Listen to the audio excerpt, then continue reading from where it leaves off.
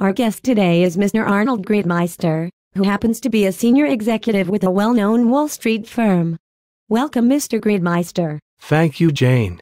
I'm happy to be here. In actual fact, I understand that you're not very happy these days. True enough, Jane. I get tired of people whining because they're unemployed, or had to accept pay cuts at their job. How many of those crybabies suffered a 45% decline in total income this past year? 45%? Quite so. Horrible, isn't it? Wow. So, exactly how far down did that take your income this past year? Are we including bonuses? And stock options? Yes.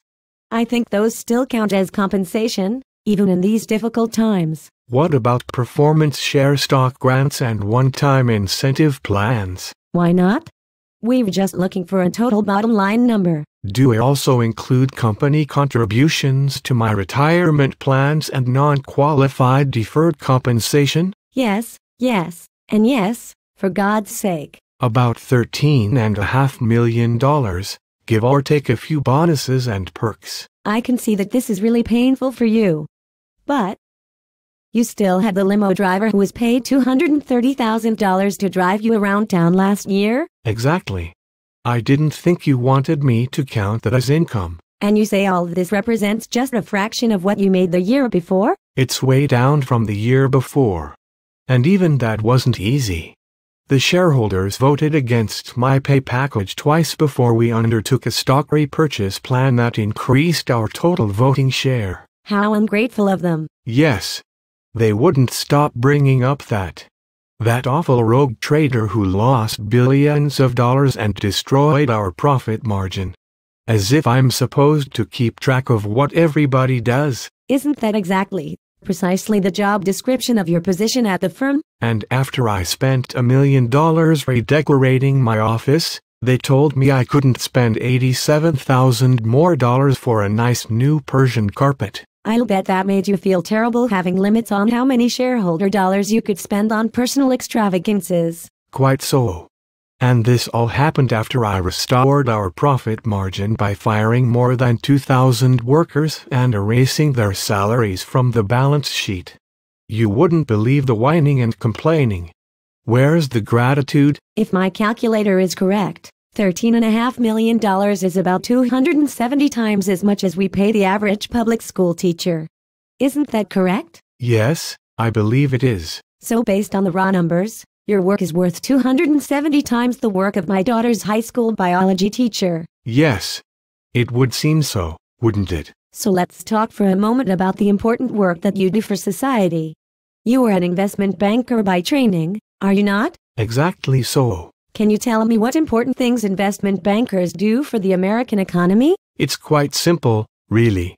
When a company decides it wants to sell shares of stock to the public, the investment banking department has to decide how much that company is worth. Don't thousands of mutual fund analysts and valuation experts routinely do exactly the same thing every day? Well, yes, I suppose they do.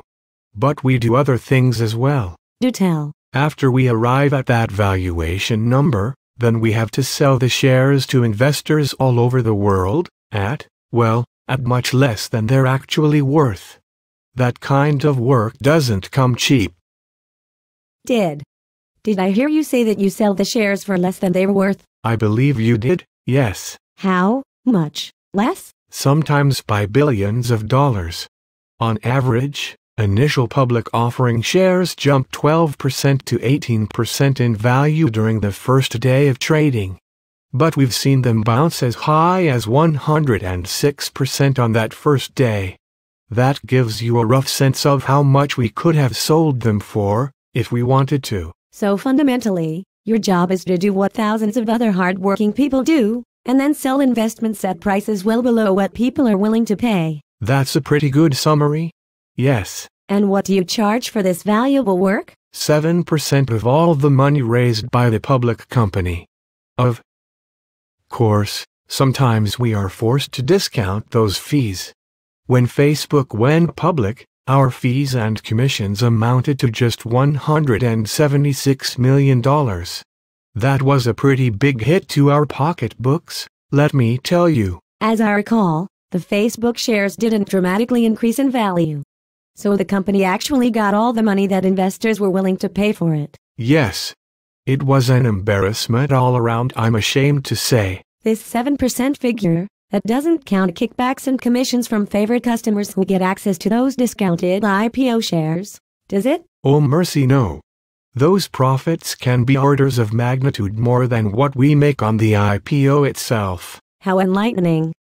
But surely that's not the only service your company provides to our American financial system. Not by a long shot. We also have teams of rocket scientists who work day and night manufacturing incredibly complicated derivative investment products. And you make them so complicated because that's the best way for them to hedge against complicated risks? Certainly not. Because nobody without an advanced degree in astrophysics understands how they work, we can build in an awful lot of hidden fees and profits. And you sell them to suckers? We prefer to call them customers. And these customers, they make money on the investments you're selling them? Not if we can help it. Many times, we designed them so that we know in advance that they're going to lose their shirts. Doesn't your company also maintain its own investment portfolio, and buy and sell stocks and these derivative investments for your own profit? Quite right. That's actually where we make most of our money. But if your teams of analysts come up with a really good investment opportunity, you offer it to your customers first. Right? Why would we ever do a thing like that? Well, I thought. If there's a stock that we think is going to go up, we buy it immediately. But if we happen to be holding a stock that our team of analysts thinks is about to decline in value, then we immediately tell our brokers to recommend it to our customers as a, I believe these are the right words, as a terrific investment opportunity. Like those complicated derivative investment things? Precisely. And if we're feeling especially creative, we'll enter into complicated bets with some of our other customers. We'll lay down huge bets that those complicated investments are going to crash and burn.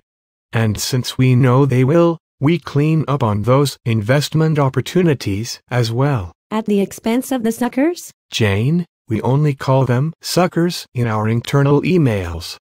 As I said, we prefer the term customers when we talk about them in public. And I assume that you charge fees for this wonderful advice. Of course. Providing investment advice is very hard work. I think we deserve to be compensated for it. Mr. Greedmeister, I have to confess, it sounds more like you're running a criminal enterprise than you are contributing to the health and welfare of the American economy. We prefer to call it God's work. Can you explain to me how any of these things you do provides any benefit at all? I think a simple street sweeper is providing more benefit to our society than you are. I don't believe I said we were providing you any benefits. And anyway, weren't we here to talk about how I've had to cut back, now that my salary is a fraction of what it used to be? Yes. Somehow I was so fascinated by our conversation that I forgot what we were here for. I apologize. So, how have you cut back? My wife and I are thinking of selling our private island in the Mediterranean. No. I'm afraid it's true. And we might have to rent out the castle in Ireland, just to pay for the upkeep. And, sub. Oh God, this is too much to bear. What? My company jet is grounded until they've settled all the class action lawsuits around that rogue trader. I had to fly here in a commercial first-class seat. I had somebody sitting right next to me. I think most of our viewers will appreciate the extent of your misery. I just want everybody to understand that we Wall Street executives are suffering in this economy just like everybody else. We're out there in the trenches doing God's work. I'm afraid that's all the time we have for today, and frankly, I'm worried that a thunderbolt will strike our studio at any moment. Mr. Greedmeister, is there anything else you would like to tell our audience? Jane, the important thing to remember is that we are real people here on Wall Street, with real suffering, and everybody else should stop whining about their own little problems. And also all you suckers, that is to say, customers, should let us manage your money, so I can siphon enough off the top to get my salary and bonus back to where it once was. Thank you, Mr. Gridmeister. I'm sure most of our viewers learned a lot from this interview. And now for a few commercial messages.